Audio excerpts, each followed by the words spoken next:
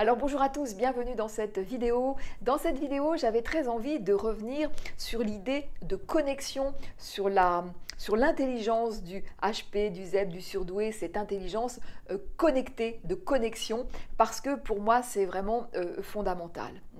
J'aime beaucoup ce terme de connexion parce qu'il invite vraiment au collé, il invite à l'intime et il est très contenant de l'essentiel. Dans connexion, il y a cœur, il y a corps, il y a également cosmos, d'où cette idée de verticalité dont je vous parle souvent dans mes vidéos, mais il y a aussi l'idée de connaissance, de conscience, de comprendre, de cohérence également, de contribution. Et puis l'idée qui pour moi va avec, l'idée d'engagement plein et entier et d'intensité.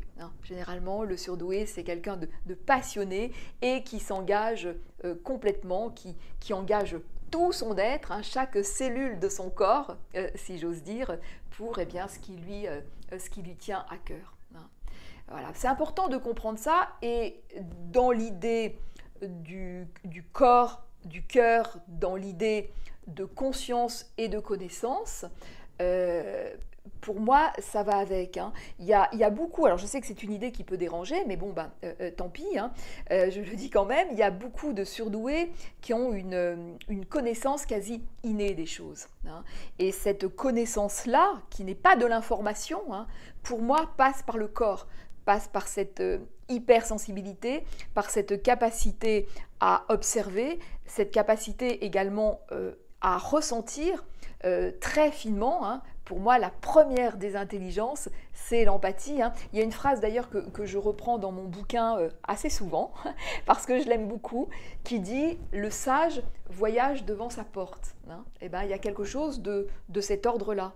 Si je suis en capacité d'observer très finement un arbre ou une feuille, alors je vais comprendre les mystères de l'univers, en quelque sorte. Il y a quelque chose de cet ordre-là.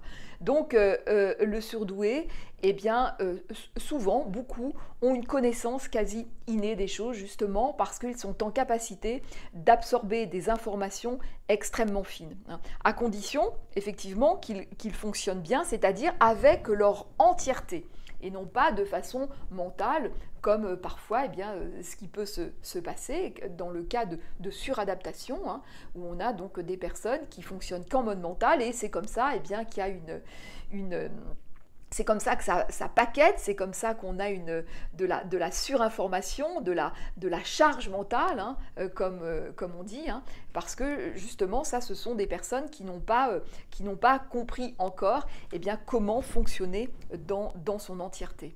Et c'est important de faire la différence entre de l'information et de la connaissance, qui n'a rien à voir.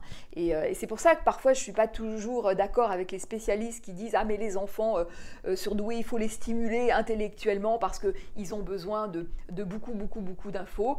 Eh bien oui et non. Parce que si on reste en mode mental avec beaucoup d'infos, pour moi, l'enjeu, c'est comment justement aller dans plus de connaissances et moins d'informations. Voilà. Alors cette intelligence-là aussi permet donc, encore une fois, souvent une connaissance quasi innée des choses, et permet aussi naturellement de savoir saisir les bonnes informations et les mauvaises, savoir vraiment intuitivement séparer le bon grain de l'ivraie, en quelque sorte. Et ça peut être un petit peu étonnant vu de l'extérieur, parce que les personnes peuvent se dire « Mais enfin, comment tu sais ça ? Comment tu sais ça ? Pourquoi tu retiens cette information? Pourquoi tu as besoin de ce type d'information et que tu abandonnes celle-là » Enfin, bon, ça peut poser des questions, et si le surdoué n'est pas assez clair avec lui-même, s'il n'a pas assez compris son fonctionnement, il peut avoir tendance à douter à un endroit où il ne faut surtout pas qu'il doute et qu'il remette en cause. Mais généralement, il le sait, ça. Le surdoué doute beaucoup, mais à certains endroits, il sait. Il ne sait pas comment il sait, mais il sait. Mais selon les périodes, selon parfois dans la vie on peut être un petit peu plus en fragilité, eh bien il peut être tenté d'interroger à ce niveau-là. Et il faut, encore une fois, surtout pas toucher à cet endroit-là. Hein. Donc lui, naturellement, il va savoir prendre les bonnes informations, il va savoir retenir les choses pertinentes et se départir des mauvaises.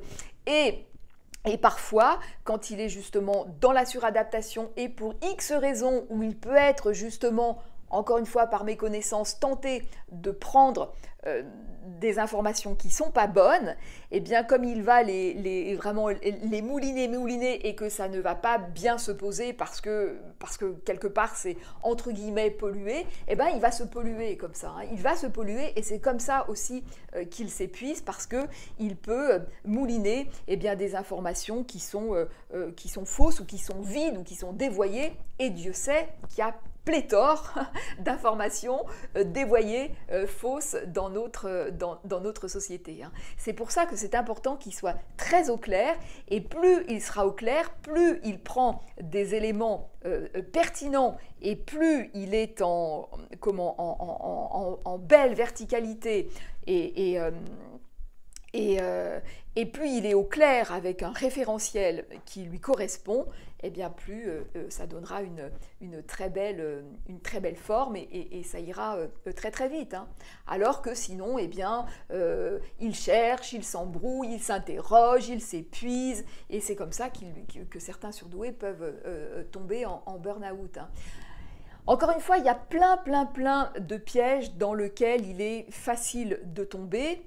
Et ce qui est vraiment fort dommage, c'est que le surdoué, plus que personne, a absolument tout en lui pour ne pas tomber dans ce piège, et il le sait. Hein. C'est ça qui est tout à fait étonnant, hein. C'est qu'à l'intérieur de lui, il le sait, mais il peut, par doute, en observant les autres, en se laissant embarquer dans le modèle de l'autre, mettre en doute ce truc qui pourtant est une sorte d'évidence. Hein. Voilà ce que je voulais vous partager dans cette vidéo qui est assez courte. Je vous ferai une prochaine vidéo sur la connexion par rapport aux autres et ce que ça peut engendrer. Mais bon, je préfère faire des vidéos pas trop longues, donc je vais m'arrêter là.